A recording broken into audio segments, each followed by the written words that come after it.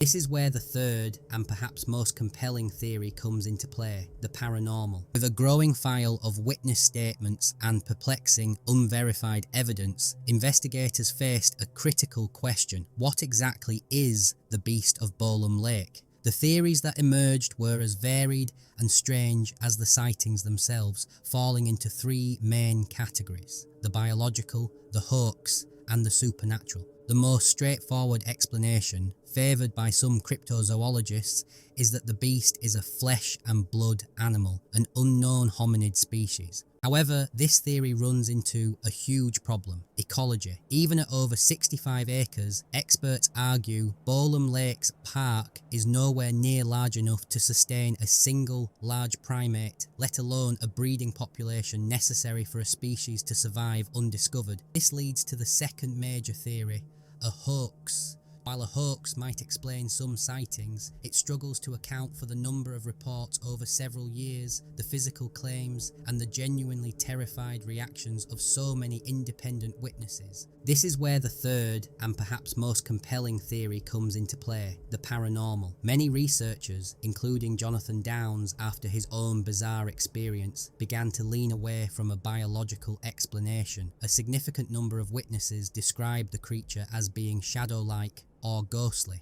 One woman who saw the creature with her son in 2003 described it not as a hairy beast, but as a huge black figure like an enormous shadow, only dark and solid. This description hints at something not entirely physical. This paranormal theory is bolstered by the area's rich folklore. Some have speculated that the beast could be a genius loce, or a guardian spirit of the land. While there's no historical link between Duergar Lore and the Bolam Lake sightings, the speculation shows how the lines between cryptozoology and the paranormal began to blur, suggesting the truth might be far stranger than a simple monster.